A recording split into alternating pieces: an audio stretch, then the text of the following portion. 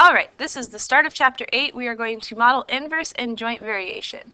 So looking at this, the inverse variation is x and y vary inversely if y equals a over x. So a cannot equal 0 because then this equation would be equal to 0, where a is our constant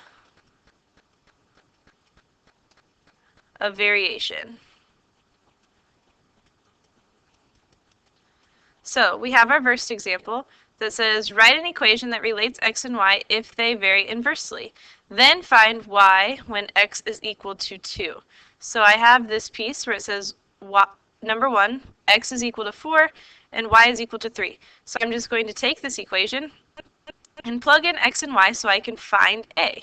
So I have 3 is equal to a divided by 4. Then I'm going to multiply both sides by 4 to get my 4 out of the denominator. So those are going to go away, and 4 times 3 is 12. So 12 is equal to a. Sorry, that kind of looks like a 9. That's an a. So now I have... All right, so the second part of the question says, then find y when x is equal to 2. So I'm going to say y is equal to 12 over x, and then x is 2, so then I can say y is equal to 12 over 2, so y would be equal to 6. Now we're going to talk about the type of variation. If I have something that looks like this, you should remember from previous chapters that I can switch this around and make it look like this, and this would be direct variation. We learned about direct variation in a different chapter, and it looks like y equals a over x in case you don't remember. Now, this one, if I were to solve for y, I would divide both sides by x. So I would get y is equal to 0.75 divided by x, which looks very much like this, which is inverse variation. So this one is inverse variation, where y is equal to a over x. And the last one, it already solved for y for me, but this doesn't look like a variation because it's not all multiplication.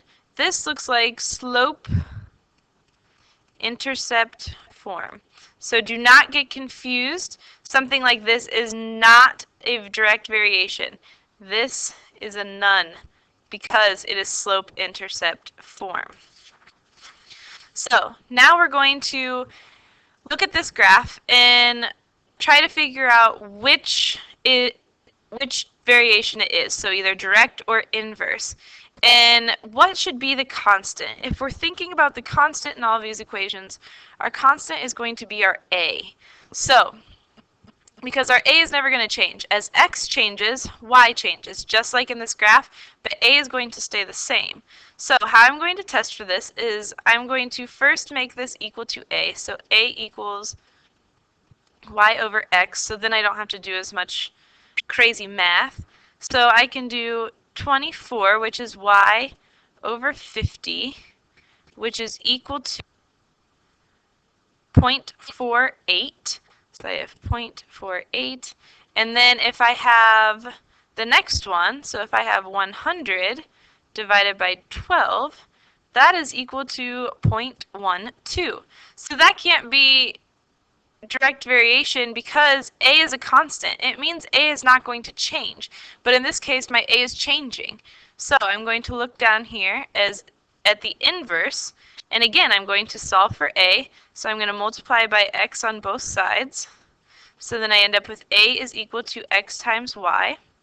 So I have a is equal to 50 times 24 if I'm doing this first part of my chart, which is equal to 1200. And then if I'm looking at the next piece of my chart, I have a is equal to 100 times 12, which is also 1200. So if we notice, my a is not changing if I'm using inverse variation.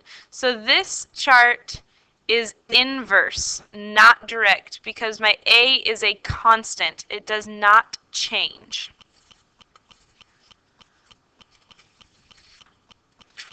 All right, so now we're going to write an inverse variation model. It says the number of songs that can be stored on an MP3 player varies inversely with the average size of the song. A certain MP3 player can store 3,000 songs with the average size of the song being 5 megabytes. It says write a model that gives the number n of songs that will fit in an MP3 player as a function and the average size of song S in megabytes. So I need a constant, which is going to be my A, and I'm going to say the number of songs is equal to A divided by the average song size. So I have this as my model. And then if I look up here, my N is going to equal 3,000, and my S is going to equal 5 megabytes. So now I'm just going to plug this into my equation to figure out what my constant or my inverse of variation is going to be. So I have 3,000 is equal to A over 5. Now to get rid of my 5, I'm going to multiply both sides by 5. So then I get A is equal to 15,000. Now, if I go down here, it says, what happens to the number of songs as the average song size increases? So, we first figured out 5, because our average song size was 5 megabytes, and our N was 3,000, which they gave us. So now it wants to know, what if our song size is 6? So our constant of variation is going to be 15,000. But now I'm going to be solving for N. So I have N is equal to 15,000 divided by 6, which is equal to 2,500. So if I have songs that are 6 megabytes, my iPod or MP3 player will be able to hold 25,000 songs, and so on. We can do 7 and 8, and I would like you to do those on your own. Now, the next thing is joint variation. And it says when multiple quantities vary, if z varies jointly with x and y, then z is equal to a times x and times y. Now, when it says varies jointly, that just means that as x and y change, z is going to change this or the same way. So this works with 3 or more quantities. So it says write a joint variation model if z varies jointly with x and y, then find z when x equals -2 and y equals 5. So our first question says z equals 7 when x equals 1 and y equals 2. So I have 7 is equal to a times 1 times 2. So then 1 times 2 is 2, so I have 7 equals a times 2. And to get rid of my 2, I'm going to divide both sides by 2. So I get a is equal to 7 over 2. Now it says, then find z when x equals -2 and y equals 5. And my a, which is part of my equation up here, is my constant of variation, which is going to go in my equation. So now I have z equals 7 over 2 times -2 times 5. And then when I do this, I have 7 times -2, that's going to make, or 7 over 2 times -2 is going to make it -7. So I have z equals -7 times 5, which is going to be -35. Now, I hope you understood this, so I want you to do this one again on your own. Now, we're going to look at just a quick review and what everything looks like. So if it says y varies inversely with x, then I'm not going to know that's the inverse variation, so I have y equals a over x, just like we said on the first page.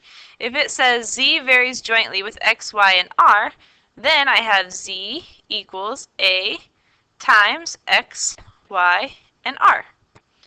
And it says y varies inversely with the square of x. So inversely means I'm going to have a y equals a over x thing.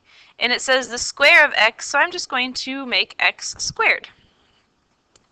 Then the next one says z varies directly with y and inversely with x. Okay, so directly would be z equals a times y. Inversely would be z equals a over x because it's directly with y, inversely with x. So if it's both of them, then I'm going to have z is equal to ay divided by x, and this would be my final answer. And the last one, it says x varies jointly with t and r and inversely with x. Inverse, I'm going to think division. Jointly, I'm going to think multiplication. So I have x is equal to, jointly with t and r, so t times r, they're going to hook together, they're going to join, and then inversely with s, which is like this. Now, if you forget what jointly and inversely means, think about it in terms of x's and y's. So if I have x and I tell you to find the inverse of this, I'm going to think 1 over x. So it's going to go down in the bottom if it's the inverse. And jointly is going to be like, if I'm going to join x and y, the way to do that is make it x times y. So this will kind of help you understand the wording that they're going to be using throughout this chapter and section. All right, I will see you on Monday ready for homework.